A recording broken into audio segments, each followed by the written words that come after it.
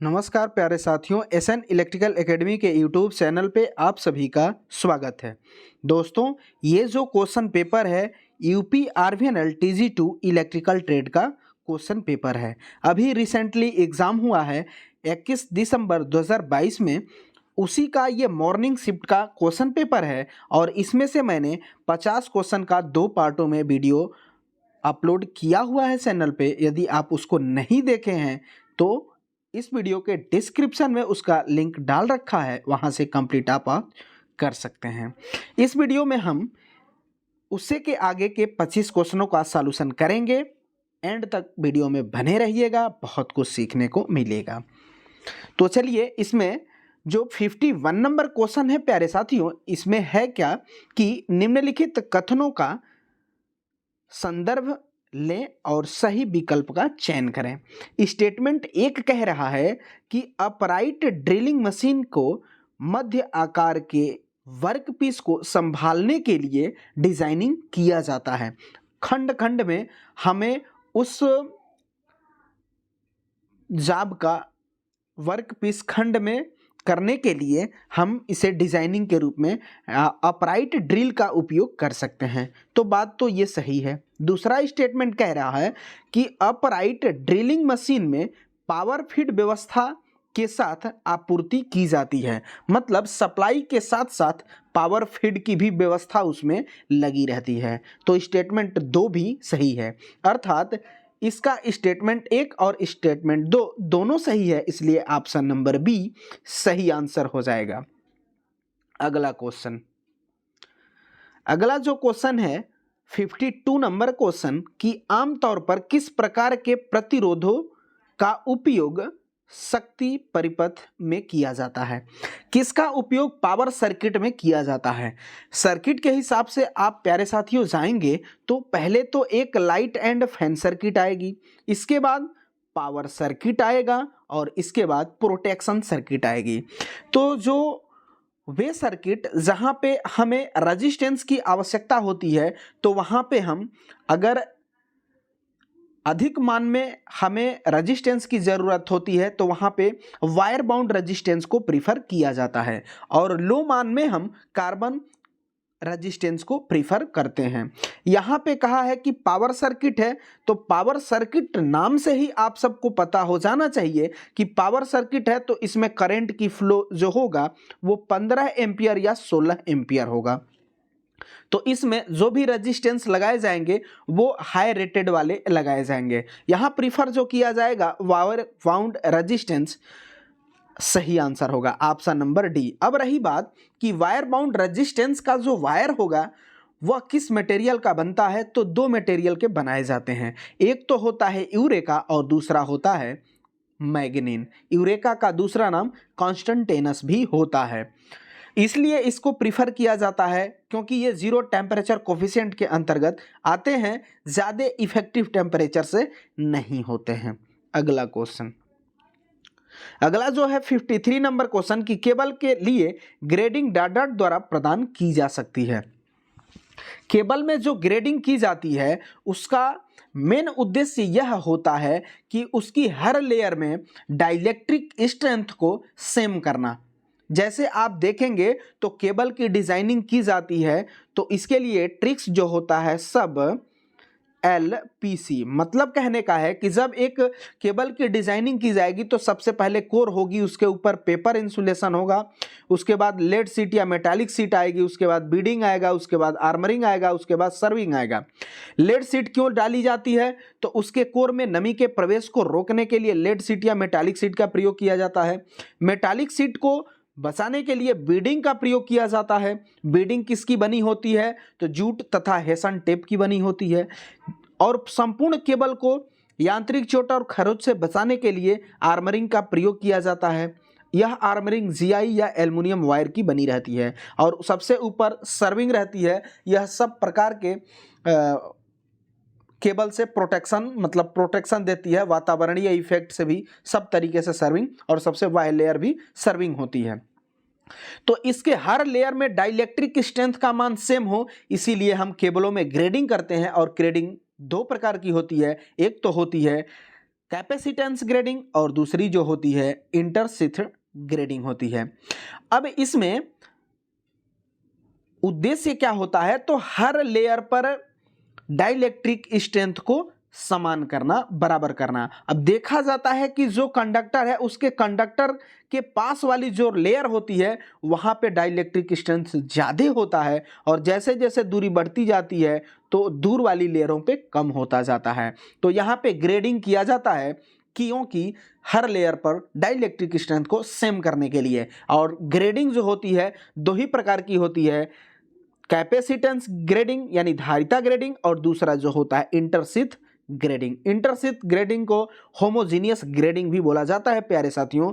Option number यहां सी सही answer हो जाएगा। अगला क्वेश्चन, अगला जो क्वेश्चन है 54 नंबर क्वेश्चन की स्वच्छ नए लैंप और फिटिंग वाली प्रदीप्ति और कार्यशील स्थिति के अंतर्गत प्रदीप्ति के अनुपात को क्या कहा जाता है। ये देखिए, ये फार्मूला है। फार्मूला आप पढ़े होंगे तो जरूर उम्मीद करेंगे कि आप इसका आंसर अब तक जान गए होंगे प्यारे साथी।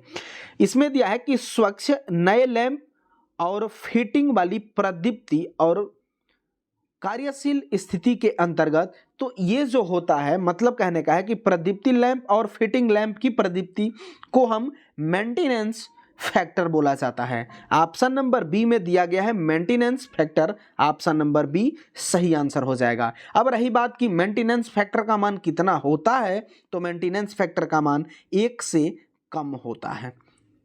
और इसका ठीक उल्टा कौन होता है, तो डाइवर्सिटी फैक्टर होता है। अब डाइवर्सिटी फैक्टर का मान कितना होता है, तो जब मेंटेनेंस फैक्टर का मान 1 से कम है और इसका ठीक अपोजिट डाइवर्सिटी फैक्टर होता है तो फिर उसका मान 1 से अधिक होता है। ये भी आप जरूर याद रखेंगे। अगला क्वेश्चन 55 नंबर क्वेश्चन, निम्नलिखित में कौन सी अभिलक्षणता लैप बाइंडिंग के लिए सही नहीं है। लैप बाइंडिंग में आप कंडीशंस जानेंगे तो क्या होता है कि back pitch front pitch pole pitch के बराबर होना चाहिए, ना कि ये दोनों आपस में बराबर होना चाहिए। लैप बाइंडिंग में भी कंडीशन होता है कि प्रोग्रेसिव वाइंडिंग है तो फिर कम्यूटेटर पिच +1 होगा, और रिट्रोग्रेसिव वाइंडिंग है तो फिर कम्यूटेटर पिच -1 होगा। बात तो ये सही है। फ्रंट, अब इसमें एवरेज पिच पूछा जाता है लैप बाइंडिंग में, तो back pitch plus front pitch by 2 हो जाता है, जो कि ऑप्शन सी में दिया है, तो ये भी बात सही है। बैक पिच फ्रंट पिच अलग अलग होने चाहिए, ये भी बात सही है। लेकिन ये कह रहा है बी ऑप्शन में कि बैक पिच और फ्रंट पिच बराबर होता है, ऐसा नहीं है, अलग अलग होता है, और इन दोनों का मान पोल पिच के बराबर होना चाहिए। तो गलत स्टेटमेंट ऑप्शन बी है, इसलिए ऑप्शन नंबर बी सही आंसर हो जाएगा। अगला क्वेश्चन, अगला जो है 56 नंबर क्वेश्चन, ये न्यूमेरिकल है कि एक प्रतिरोधक में 4 कलर बैंड हरा, नारंगी, पीला, सिल्वर प्रतिरोध का गणना करना है। आप ट्रिक्स आप सब जानते होंगे कि इसका ट्रिक्स जो होता है बी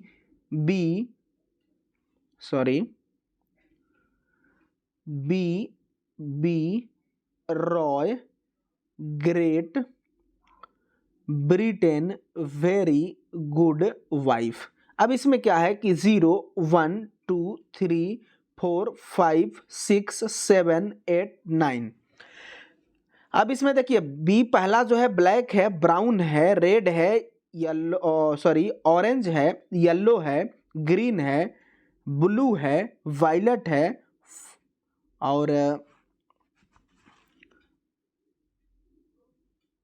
ये वाइट हो जाएगा। Violet, B Roy, great Britain, very good, जी ये होगा, ये वाई होगा। जी का मतलब होता है ग्रे स्लेटी, और वाई डब्लू का मतलब होता है वाइट सफ़ेद। अब इसमें देखिए, इसमें पहले तो इसमें कलर बैंड 4 दिए हैं, फिर यहाँ पे आप कोडिंग में चले जाइए मान पे। तो पहला जो है वो हरा है, तो पहला हरा है, दूसरा नारंगी है, तीसरा पीला है, और ये चौथा जो है वो सिल्वर है। तो ये टॉलरेंस में सिल्वर जाएगा, क्योंकि वो टॉलरेंस में ही आता है, मल्टीप्लाइंग फैक्टर में वो आता नहीं है, फिर सिग्निफिकेंट नंबर में भी नहीं आता है। तो यहाँ पे जो जाएगा वो 2 जो आ जाएंगे सिग्निफिकेंट नंबर में चले जाएंगे। तो हरा का कोडिंग देखिए, ग्रीन का 5 है तो 5 आ जाएगा। इसके बाद क्या दिया है, नारंगी दिया है, तो नारंगी ऑरेंज यानी 3 हो जाएगा, इनटू 10 टू दी पावर तीसरा बैंड पीला है तो पीला के लिए क्या हो जाएगा, तो पीला के लिए ब्लू हो जाएगा, ब्लू की येलो तो येलो होगा, ब्लू मीन्स नीला हो जाएगा, तो येलो यानी 4 हो जाएगा। तो 10⁴ प्लस माइनस टॉलरेंस, तो टॉलरेंस कितना है, सिल्वर है तो सिल्वर का प्लस माइनस 10% होता है, अगर गोल्ड रहता तो 5%। अब इसी में से एक 0 हम हटा देते हैं तो 500 और एक 0 यहाँ ले लेंगे तो 530, आई इंटू 10⁻³ लिखेंगे, तो 3 को अब क्या लिख सकते हैं, किलो, क्योंकि 1 किलो में 1000 होता है। अब चूंकि ओम है तो ओम प्लस माइनस 10%, और यही चीज दिया है ऑप्शन नंबर बी में, इसलिए option number B correct answer आ जाएगा। उम्मीद करेंगे आप सबको समझ में आया होगा। अगला क्वेश्चन 57 नंबर, लैंप द्वारा उत्सर्जित ज्योति अभिवाह यानी ल्यूमिनस फ्लक्स और लैंप द्वारा खपत की गई शक्ति का अनुपात क्या होता है, यानी ल्यूमिनस फ्लक्स अपन इनपुट वाट क्या होता है, ल्यूमिनस इफिशियंसी होती है, दक्षता होती है। ऑप्शन नंबर बी में दिया गया है luminous efficiency, option B correct answer हो जाएगा।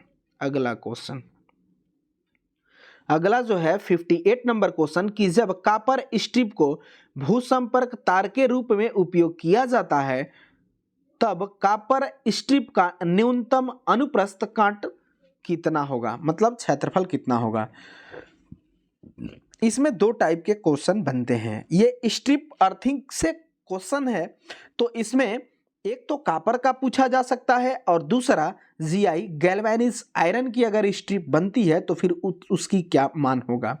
तो देखिए कॉपर है तो कॉपर के लिए मान क्या हो सकता है, 25 mm इंटू 1.6 mm होता है।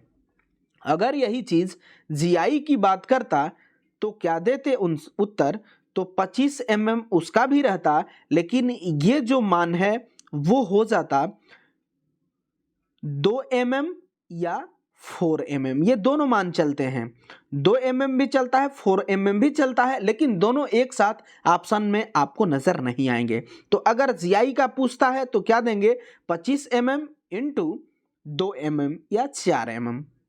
इसके बाद अगर कॉपर का है तो यहाँ कॉपर का ही पूछा गया है, तो कॉपर में क्या देंगे, तो 25 mm इंटू 1.6 mm, और यही चीज ऑप्शन नंबर बी में दिया गया है, option number B correct answer हो जाएगा। अगला number question 59 number question, magnetomotive force चुंबकीय अववाह बल को कैसे मापा जाता है, एमएमएफ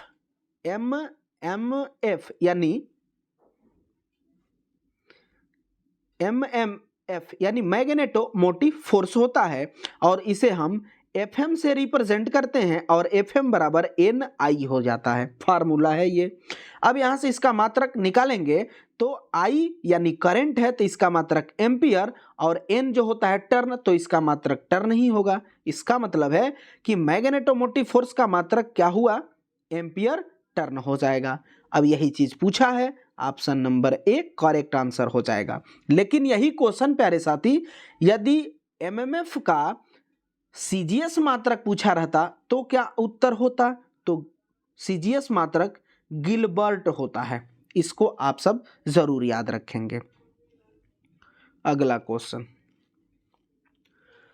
अगला जो है 60 नंबर क्वेश्चन, की निम्नलिखित में से विद्युत चुंबकीय प्रेरण का कौन सा नियम न्यूटन के गति के तीसरे नियम का पालन करता है। तो देखिए न्यूटन का जो थर्ड लॉ होता है वो ये कहता है कि क्रिया के विपरीत प्रतिक्रिया उतनी ही होनी चाहिए। अब अपने इलेक्ट्रिकल में विद्युत चुंबकीय प्रेरण में कौन सा ऐसा नियम है जो कि जिसके कारण उत्पन्न होता है उसी का विरोध करता है, तो वह कौन सा नियम है, तो वो लेंज का नियम होता है, और यही चीज पूछा है, option number C correct answer हो जाएगा, लेंज का नियम। क्यों, क्योंकि यह जिस वजह से उत्पन्न होता है उसी का ये विरोध करने लगता है, इसीलिए तो E = -n d∅/dt होता है, और d∅/dt जो होता है वह rate of change of magnetic flux होता है, और n जो है टर्न है, और माइनस जो दिखा रहा है कि यही विरोध कर रहा है। अगली चीज, अब इसमें जो अलग के ऑप्शन है, जैसे दाएं हाथ का नियम, तो दाएं हाथ का नियम जिसे हम दूसरा नाम से ग्रिप रूल भी कहते हैं, तो इसका प्रयोग कहाँ किया जाता है? तो इसका प्रयोग वहाँ किया जाता है जहाँ पे हमें किसी सीधे धारावाही चालक में चुंबकीय क्षेत्र की दिशा ज्ञात हो, तो फिर वहाँ पे करंट की दिशा ज्ञात करने के लिए राइट हैंड रूल या ग्रिप रूल का उपयोग करते हैं। ये हो जाएगा। इसके बाद फ्लोमिंग का दाएं हाथ का नियम, तो देखिए फ्लोमिंग के दाएं हाथ का नियम, जनरेटर के रोटेशन की दिशा ज्ञात करने के लिए फ्लोमिंग के दाएं हाथ का नियम प्रीफर किया जाता है। इसके बाद जनरेटर में प्रेरित ईएमएफ, मोटर में बैक ईएमएफ, दोनों का दिशा का निर्धारण करने के लिए फ्लोमिंग के दाएं हाथ का नियम ज्ञात किया जाता है। और मैक्सवेल का कार्क स्क्रू नियम कहाँ लगाया जाता है? तो जो स्क्रू पेच होता है जिसे हम कसते हैं स्क्रू को, तो कसने पर जो रोटेशन, जो दिशा हमें मिलती है क्लॉकवाइज या एंटी क्लॉकवाइज, वह चुंबकीय क्षेत्र की दिशा को इंडिकेट करता है। और इस स्क्रू के खोलने और कसने पर जब कसते हैं तो नीचे जाता है, खोलते हैं तो ऊपर जाता है, तो ऊपर नीचे जाने की दिशा को करंट के दिशा को निर्देशित करता है। उम्मीद करेंगे आप सब इसके एक्स्ट्रा फैक्ट समझ लिए होंगे। अगला question 61 number question, DC machine के संबंध में निम्नलिखित में कौन सा कथन सत्य है? डीसी मशीन है, तो डीसी मशीन में वाइंडिंग में सब आप जाएंगे तो इसमें सिंप्लेक्स वाइंडिंग हो जाती है, यानी इसके बाद प्रोग्रेसिव बाइंडिंग होती है, रिट्रोग्रेसिव बाइंडिंग होती है, इसके बाद सिमेट्रिकल बाइंडिंग होती है, उसके बाद असिमेट्रिकल बाइंडिंग होती है। ये डीसी मशीनों की डीसी बाइंडिंग आर्मेचर पर की जाती है। यहाँ आपसे पूछा गया है कि डीसी मशीन के संबंध में सही स्टेटमेंट कौन सा है? ऑप्शन ए कह रहा है कि बिना किसी संरचना के परिवर्तन में डीसी जनरेटर का उपयोग डीसी मोटर के रूप में किया जा सकता है, और इसे विपरीत भी संभव है। तो बात तो सही है। डीसी और एसी मशीनों में अंतर यह होता है कि डीसी मशीनों में कम्यूटेटर होता है, कार्बन ब्रश होता है, जबकि वहां पे यह चीज देखने को नहीं मिलता है। जैसे इसकी संरचना जनरेटर की होती है, वैसे ही मोटर की हो जाती है। फर्क इस बात का होता है कि जनरेटर हमें एनर्जी डिलीवर करता है और मोटर एनर्जी को ऑब्जर्व करता है। तो यहाँ पे सत्य स्टेटमेंट ऑप्शन ए ही है, करेक्ट आंसर हो जाएगा प्यारे साथियों।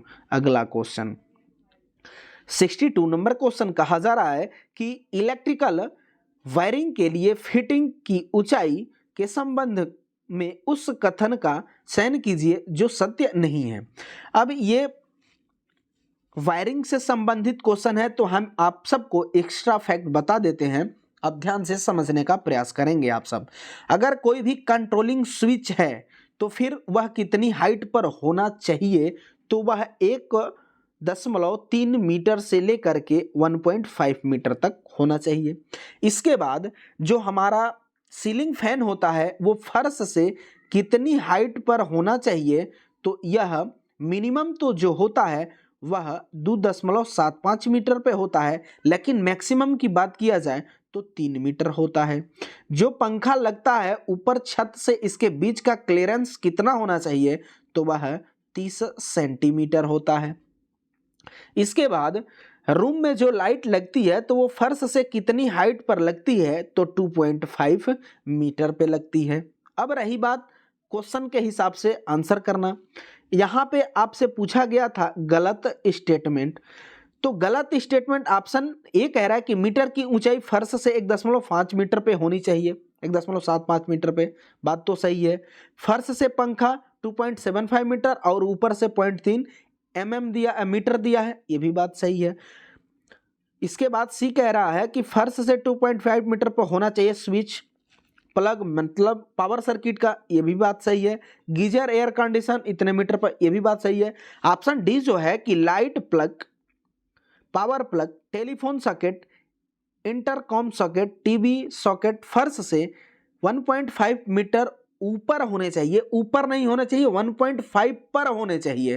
तो ऊपर इससे कह रहा है, यही गलत स्टेटमेंट है। ऑप्शन नंबर डी सही आंसर हो जाएगा। अगला क्वेश्चन,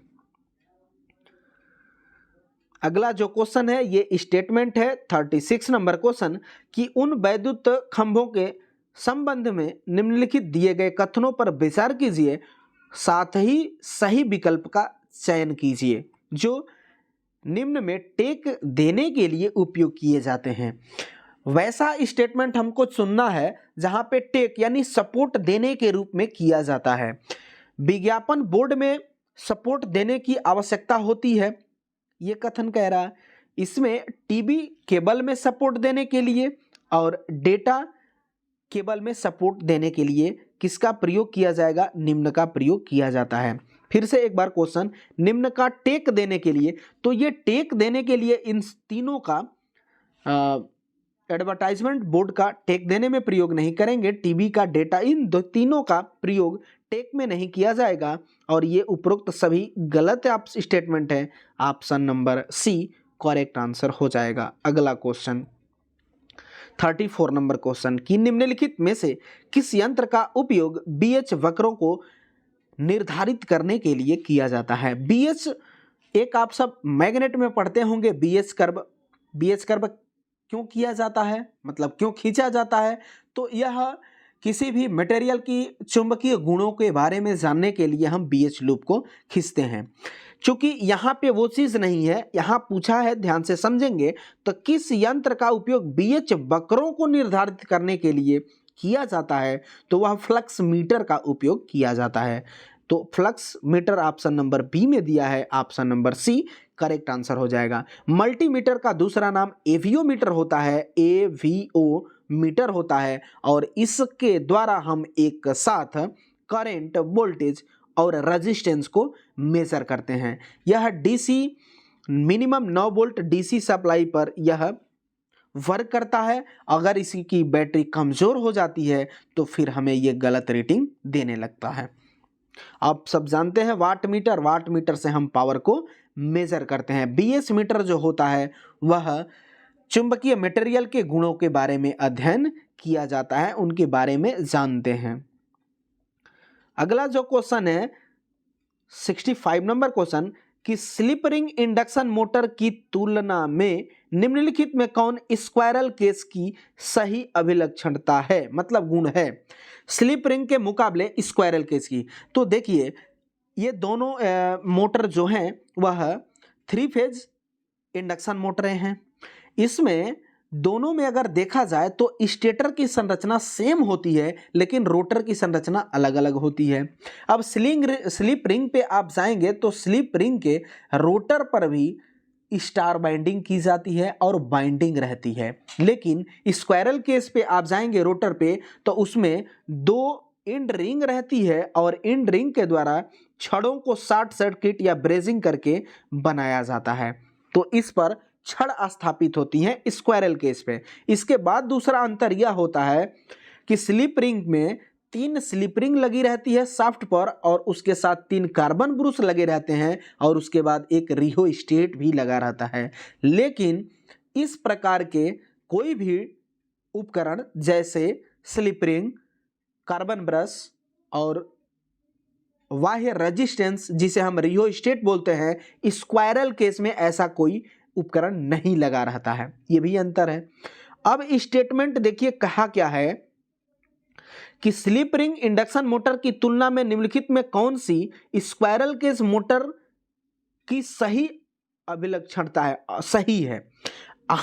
यहाँ पे बी जो कह रहा है कि रोटर प्रतिरोध विधि द्वारा गति नियंत्रण संभव नहीं है, किसमें? स्क्वायरल केज में। तो बात सही है, क्यों? क्योंकि इसके बाह्य में कोई रेजिस्टेंस नहीं लगा रहता है, स्लिप रिंग में रिहोस्टेट लगा रहता है, इसीलिए ये स्टेटमेंट सही है। किसके लिए? इंडक्शन के लिए, सॉरी इंडक्शन के लिए ये सही नहीं है, स्क्वायरल केज के लिए सही नहीं है, स्लिप रिंग के लिए सही है। क्यों? क्योंकि स्लिप रिंग में क्या है कि बाह्य रेजिस्टेंस होता है। अब रोटर प्रतिरोध विधि द्वारा गति नियंत्रण संभव नहीं है, किसमें? स्क्वायरल केज में, क्योंकि इसके बाह्य में कोई रेजिस्टेंस लगा नहीं रहता है। ऑप्शन नंबर बी सही आंसर हो जाएगा। अगला क्वेश्चन 66 नंबर क्वेश्चन, निम्नलिखित में कौन से सेल प्राथमिक सेल नहीं है? प्राइमरी सेल के अंतर्गत प्यारे साथी आप जाएंगे तो टोटल 6 प्रकार के सेल आपको देखने को मिलते हैं। वोल्टाइक सेल होता है, लेक्लांसी सेल होता है, शुष्क सेल होता है, मरकरी सेल होता है, सिल्वर ऑक्साइड सेल होता है, क्षारीय सेल होता है, ये सब सेल प्राइमरी सेल के होते हैं। लेकिन अगर सेकेंडरी में जाएंगे तो सेकेंडरी में 3 प्रकार के ही सेल आपको देखने को मिलेंगे। सेकेंडरी में एक तो होता है लेड एसिड बैटरी, दूसरा जो होता है निकिल कैडमियम सेल और तीसरा जो होता है निकिल आयरन सेल। अब यहाँ पे वोल्टाइक प्राइमरी है, मरकरी प्राइमरी है, लेक्लांसी प्राइमरी है, लेकिन लिथियम आयन सेल जो होता है वो सेकेंडरी सेल के अंतर्गत आता है। ऑप्शन नंबर बी सही आंसर हो जाएगा। अगर इसके ईएमएफ की बात किया जाए तो 2.6 वोल्ट से लेकर के 3.6 वोल्ट तक काउंट किया जाता है और इसकी लाइफ सबसे ज़्यादा होती है 10 वर्षों तक इसकी लाइफ होती है। अगला क्वेश्चन, अगला जो है 66 नंबर क्वेश्चन कि यंत्रों में गुरुत्व नियंत्रण डॉट डॉट का क्या एक लाभ है। ग्रेविटी कंट्रोलिंग में क्या लाभ होता है? तो ग्रेविटी कंट्रोल जो होता है इसमें ध्यान देने वाली बात है कि इसमें एक कंडीशंस होती है, शर्त होती है कि ये आप सीधा इसे यूज अगर करते हैं तो सिर्फ वर्टिकल यूज ही कर सकते हैं, हॉरिजॉन्टल नहीं कर सकते। इसके बाद ये वजन में भारी होती है जिससे ये पोर्टेबल नहीं होती है। ये सब इसके डिसएडवांटेज हैं। चूंकि कह रहा है कि लाभ क्या है, देखिए ये कह रहा है कि यह हल्के भार वाले यंत्र हल्का भार नहीं होता है, ये भारी होते हैं, तो गलत है। दूसरा स्टेटमेंट कह रहा है कि यदि किसी भी स्थिति में रखा जा सकता है, ये भी गलत स्टेटमेंट है। इसे सिर्फ ऊर्ध्वाधर रख सकते हैं, यूज भी ऊर्ध्वाधर कर सकते हैं। इसके बाद कह रहा है कि इसमें अत्यधिक सुग्राहिता होती है। सुग्राहिता का मतलब होता है torque upon weight ratio high होगा तो उसकी सेंसिटिविटी भी हाई होती है, जबकि ऐसी बात नहीं है, इसकी सेंसिटिविटी सुग्राहिता भी कम होती है। ऑप्शन डी जो कह रहा है कि यह श्रांति से मुक्त होता है, यही स्टेटमेंट सही है। Option number D correct answer हो जाएगा। अगला नंबर क्वेश्चन, अगला नंबर, ये डायग्राम आपको देख करके बताना है कि ये है किसका या इसे हम कहेंगे क्या। 68 नंबर क्वेश्चन को थोड़ा सा आप समझने का प्रयास करेंगे सभी साथी। 68 नंबर क्वेश्चन की इस वायरिंग को देख करके ये कौन सा है। तो देखिए ये बहुमंजिली वायरिंग, बहुमंजिली जो बिल्डिंग होती है उनमें ई वायरिंग का प्रयोग किया जाता है और इसका नाम जो होता है वह ट्री सिस्टम होता है। अब ये भी चीज पूछा गया कि ट्री सिस्टम का उपयोग कहाँ किया जाता है, तो जहाँ पे बहुमंजिली इमारत होती है वहीं पे ट्री सिस्टम का प्रयोग किया जाता है। फिगर से आप देख लीजिए ये सब चीज इसमें इंक्लूड किया हुआ है और यहाँ ऑप्शन जो हो जाएगा ट्री प्रणाली, option number C correct answer हो जाएगा। उम्मीद करेंगे आप सबको समझ में आया होगा। अगला जो क्वेश्चन है वह 69 नंबर क्वेश्चन कि एलईडी की श्रृंखला में इस बात की पुष्टि की जाती है कि कोई एलईडी खुला परिपथ बन रही है। दोषपूर्ण एलईडी का पता लगाने के लिए निम्नलिखित में से कौन से मीटर उपयोग किए जाते हैं। पहले तो एलईडी के बारे में जानिए कि एलईडी का फुल फॉर्म क्या होता है। लाइट इमिटिंग डायोड होता है। यह कैसे हमें लाइट देती है, तो लाइट ये जब फॉरवर्ड बायस में वर्क करती है तो हमें प्रकाश देती है। इसके बाद इसके सिंबल की बात किया जाए तो इसका सिंबल ऐसे होता है, एलईडी है तो हमें प्रकाश देगी, तो फिर ऐसे तीर का निशान दे देंगे। ये एलईडी का सिंबल्स होता है। एलईडी जो होती है 7 सेगमेंट के रूप में बनाई जाती है। तो इसकी कंटिन्यूटी अगर हमको चेक करना है, मतलब कंटिन्यूटी की बात है, क्योंकि इसका कनेक्शन जो बनता है वो सीरीज कनेक्शन बनता है।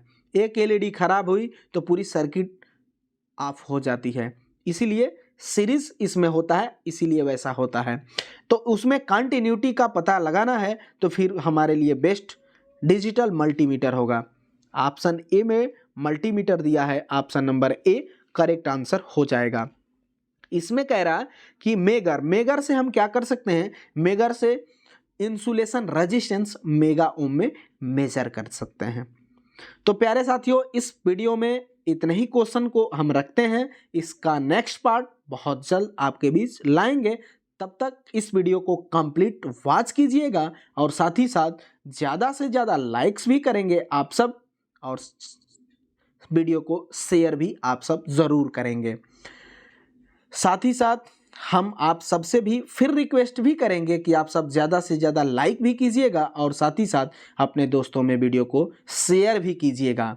साथ ही साथ जो भी प्यारे साथी चैनल पे पहली बार आए होंगे प्लीज़ चैनल को सब्सक्राइब ज़रूर कर लेंगे। आप सबको सपोर्ट भरपूर चैनल को करना है। तो चलिए प्यारे साथियों, इस वीडियो में बस इतना ही। तब तक के लिए आप सबको bye bye, take care, thanks for watching this video.